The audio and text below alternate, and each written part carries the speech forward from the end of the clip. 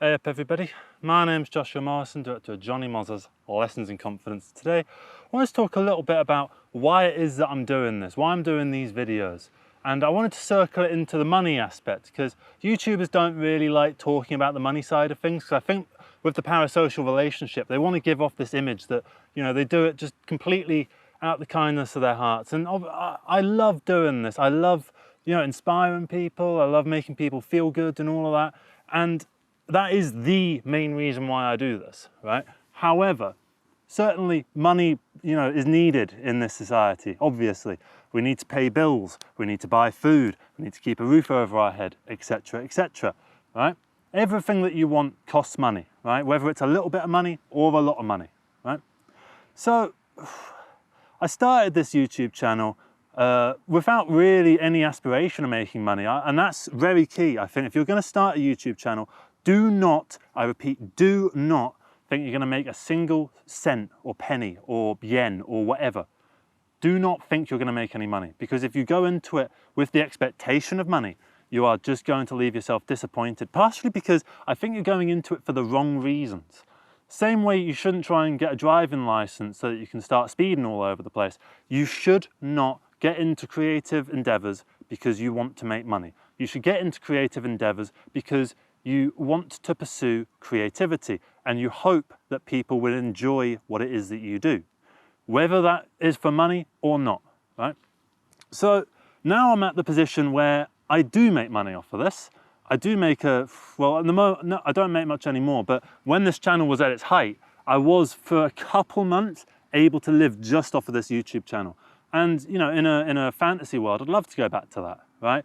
And just make these videos. I'd make, you know, 2 videos a day, every day for the rest of my life if I could just sustain myself doing this. But I can't. I need to work. I need to get income in other ways. So I thought I would sort of go through my income streams and also how I sort of try and keep my costs down, because I am a little bit of a cheapskate, right? I mean, you see clothes and stuff and you think, oh, he's probably spent some money on these clothes. Probably, you know, £500 trousers or whatever. It's like, no, these trousers cost £15 from a shop in Tottenham Court Road, which has since closed. It was a shop, I can't remember what it was called. Eva, if you go right to the start of the YouTube channel, you can see Eva in one of the videos. She was a costume designer. We went to the shop and we picked out a few different outfits for the character of Johnny Mozer, who was meant to be the main character of this film that I was going to do, which has sort of fallen apart, and I'm going to eventually talk about what happened with that in another video. But I got these clothes out of it. And so I had these for a few months. They cost £15, and eventually I just decided to start wearing them. And then I decided to start wearing them in these videos. And I think, you know, maybe they give a bit of a flair. I think from a cynical point of view, they might sort of think, oh, you know, this is going to be good for the algorithm because you see these trousers. It's sort of almost like a brand identity. But I don't go into stuff super consciously like that. Instead, I sort of do whatever it is that I want to do, and I see what works and I see what doesn't. And whatever doesn't work, I sort of go, right, it was a failed experiment. I didn't really enjoy doing that anyway. I'm not going to do more of it. And stuff that does work really well, like I made a video about advertising, and that got me sort of loads of views and stuff like that and money. So I thought, right, I'll make a load of videos on advertising. But the following videos on advertising didn't really do that well, because ultimately I'm not a marketing expert. I don't know a vast amount about advertising. And in that one video, I kind of got across everything that there was to get across with my knowledge of advertising, right? Because it's not a deep well, right? I'm not a vastly intelligent person. I just kind of spout off. I've just got a loud mouth.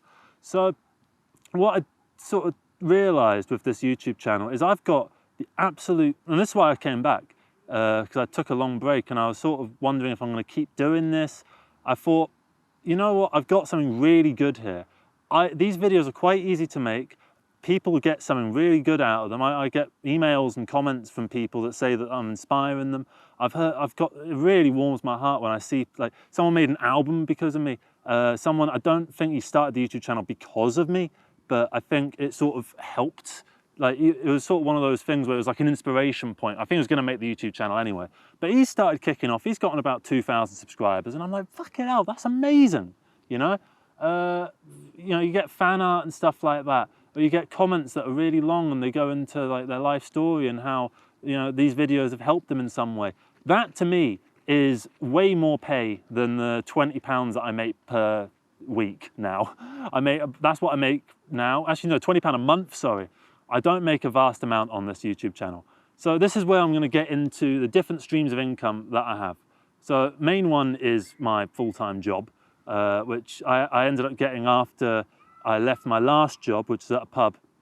And I kind of stopped this YouTube channel at the same time. Everything was a bit sort of, you know, and I ended up getting this job.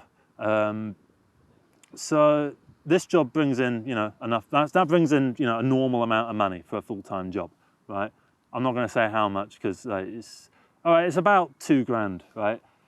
So 2 grand from that. I also like doing the World of Books thing, or Zip It, or whatever it's called, where I'm walking along the road, right, and I see books on the side of the road all over the place. So what I do is I get the phone out and I just sort of scan stuff. So scan, scan, scan. I take all the books, I scan whatever I can. Usually if I find a big pile of books outside someone's house that they're, you know, trying to get shot of, I find probably about 6 quid off of each of them. So 3 of them, 18 quid. And then I find a cardboard box somewhere on the side of the road. And because I've got history in film, I've got shed loads of fucking gaffer tape. So I just gaffer tape everything up and I put it in a box and I send it. And which is the box I also found on the side of the road, or, you know, for my old job, I used to nick them from work.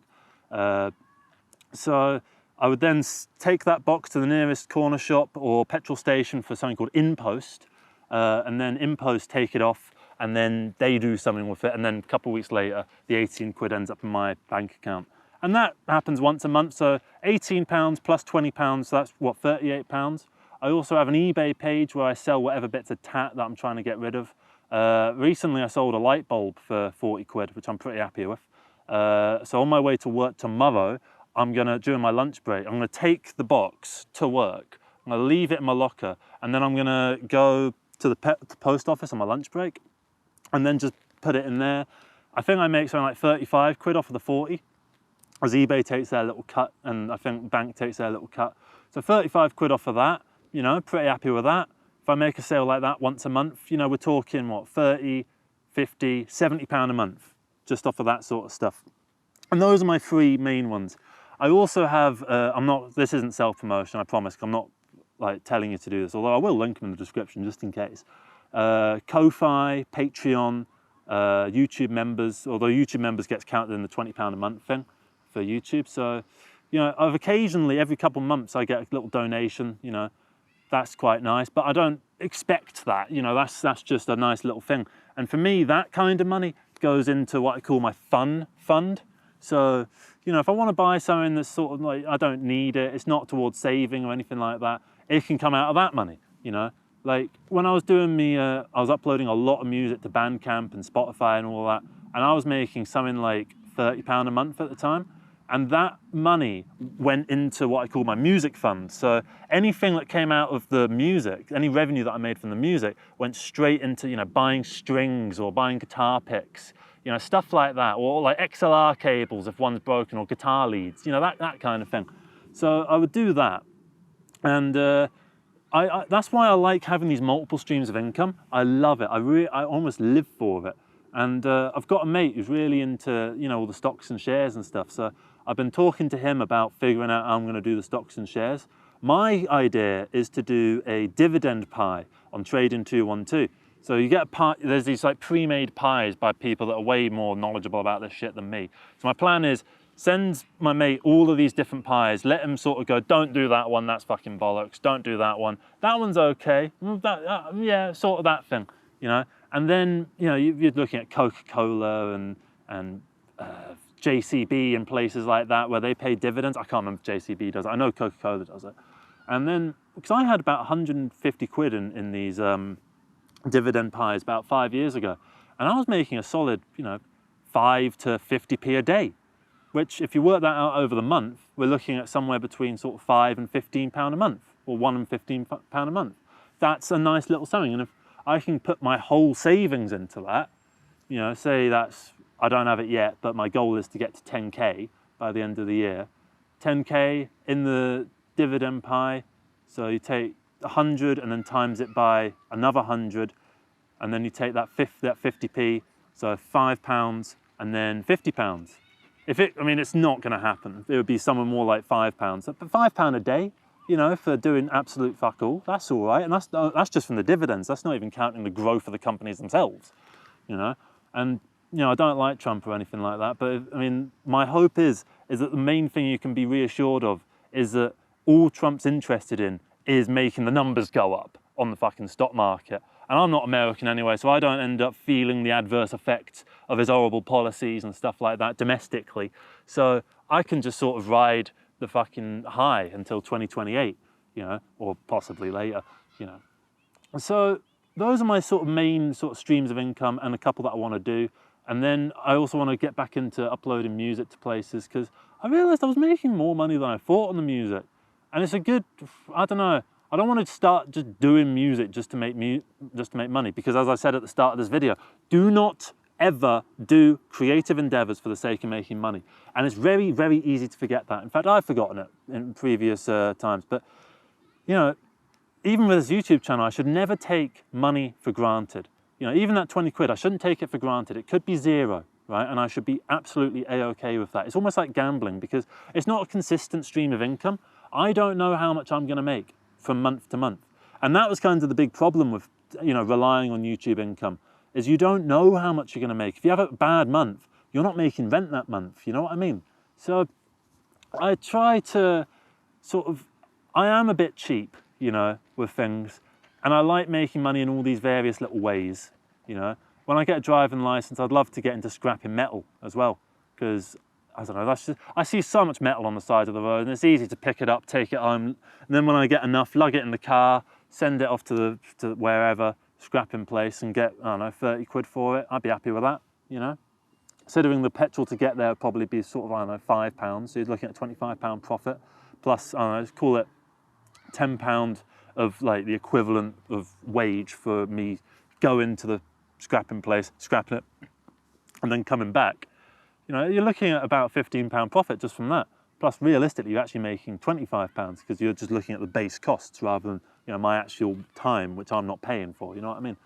And also I can fit other little errands in there. You know, I could do the scrapping and then go to the bank on the way home and sort something out with my bank. Or if I have an eBay thing, I can put that in to the post office, or I have a World of Books thing, I can send that to the InPost, you know? So I can do multiple things at the same time. I probably try and lug it all together to conserve fuel, you know, for fuel costs.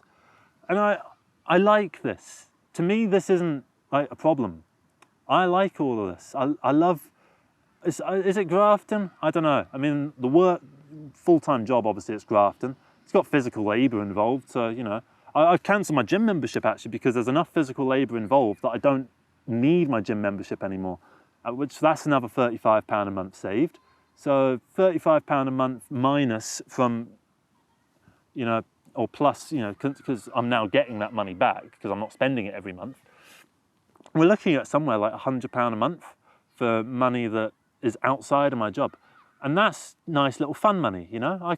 That's good for going to see mates, you know, it's good for, you know, if I really wanted to get a takeaway, I don't know, if I want a new video game, you know, that kind of thing. Or I don't know, if I see a cheap lens that I'm really interested in, I could get that. Because I like all the vintage lenses anyway, and they go dead cheap, you know, like between 10 and 60 quid. I don't want to buy like some mega fucking woo sort of lens for, you know, £5,000. I'm not interested in it because people say this camera looks amazing and this lens looks amazing. This lens I got for free because Benja bought one of these lenses. It's Helios 44. My mate Benja filmed some of my videos. I've been in some of his videos. And he bought this Helios lens, and when it came, there were 2 in the box, and he said, do you want a lens for free? And I was like, yeah, sure.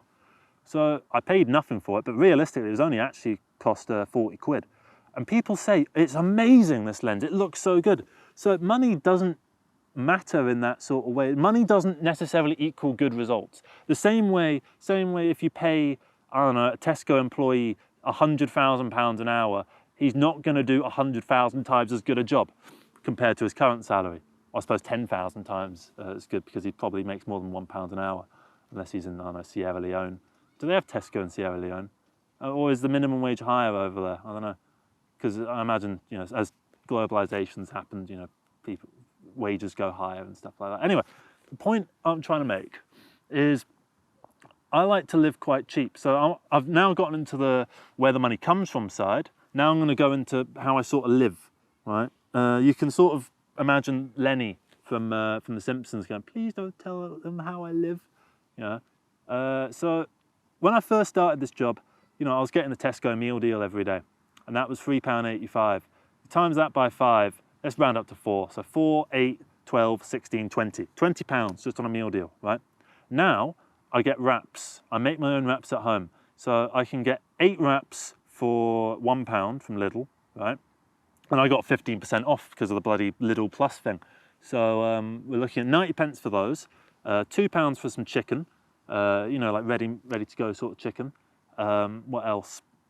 £1 for a cucumber, 15p for an onion, 10p for a carrot. So overall, probably about £3.50, right? So for the cost of one meal deal, I'm getting 5 meals worth of stuff. And like, I've stopped drinking coffee. I didn't do that for cost purposes. I just wanted to stop drinking coffee. And now I basically just drink water. You know, I went to the coffee shop with my girlfriend Lydia earlier today, and I got her a coffee, and I didn't know what I wanted to get. And then I decided I didn't really want to get anything. And it's like, it's to go anyway, so it's not like, you know, I'm going to be sitting there like on a date sort of thing, not drinking anything while she drinks. It's not like that. So I just decided not to bother. Because I thought if I get a coffee, I'm only getting a coffee for the sake of having it, you know, and I don't really need one. I'm awake anyway. So, you know, in a way that's £4 that I saved. Yeah, I like to live fairly cheap, you know, I mean, and then my meals, I'm sort of meal prepping now. What am I doing? £5 for a big box of chicken from Morrison's, because it's cheaper there than in the Lidl. And then it's also, yeah, what else do I do? Get a courgette, 60 pence. I get 2 frozen pizzas from Lidl just in case, you know, say I have a bad day at work, like a stressful day, and I get back and I'm like, I just want something to look forward to. So those are nice for that. What else do I do? That's what I do. And each week, you know, it might be a curry, like this week's going to be a curry week. Last week was a pasta and pesto week. Week before that, it was like this sort of bake tray things. You know, so I can just do that all the time, and I'm eating healthier as a result of it. I'm spending less, so everything's kind of working out, you know. So I'm pretty happy with this sort of system, and I feel like it's pretty sustainable. And I'm getting better at cooking as a result, because I feel like I'm doing more cooking as a result of this. You know, compared to, I don't know, like when you're unemployed, for instance, which I was at the start of this year, I just sort of, you know, the YouTube channel was going down. It's very easy to get yourself into a bad habit, you know, just smoking weed all the time, just eating junk food all the time, you know, just poncing around, not doing fucking anything with your life. You know, it's very easy to get into those habits. But I think now that I've got some kind of flow to my life again, that's what's been able to help me start doing this YouTube channel. And I don't do this YouTube channel for money, but I do like the money. And, you know, I do always sort of hope, you know, maybe this will be the viral one. Maybe this one will get 1 million views, which will equal something like, I don't know, 2, 3 grand or something like that. And then I think, oh, what would I spend 2 grand on? And then I go, no, don't think about it. Because I don't want to get that idea of taking that for granted. I don't want to take the idea that this video will go viral for granted, because it might well not. It's better to prepare for, you know, a disappointing expectation that this video does like, I don't know, 50 views, than it is to expect it to do loads and then be disappointed. That's my ultimate takeaway from it. So yeah, I just sort of try and live my life fairly simply. I don't ask for much. You know, the clothes, they're all cheap, 15 quid, 8 quid. These shoes were 30 quid. These socks were, I think, 10 quid for 8 of them, 8 pairs, you know. That's it really. You know, there's not much that I do that costs a vast amount of money, you know.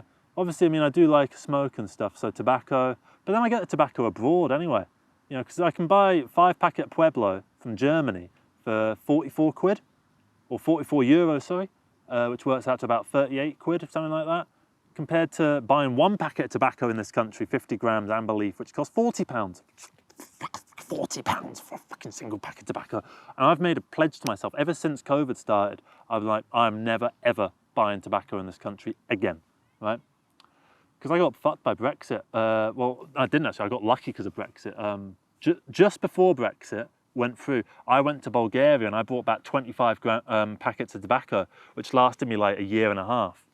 I'm not a massive smoker, you know, and that was counting me giving packets to, you know, my girlfriend at the time and her mum and who else? I gave a packet to all my friends, like close friends and stuff like that. So, you know, it lasted a year and a half. So I go abroad maybe once a year, twice a year, and each time I get 5 things of Pueblo, unless I'm with my girlfriend, in which case I get 2, put 1 in her thing. That way it go, you know, I can go through the nothing to declare thing and be completely truthful about it.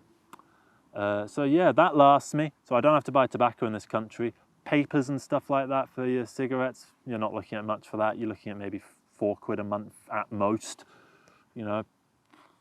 Yeah, so I have pretty low costs, and you know, I could even quit smoking at a certain point and then make even more money, which I know I should quit smoking, but I'm not in any rush because I want a vice, you know.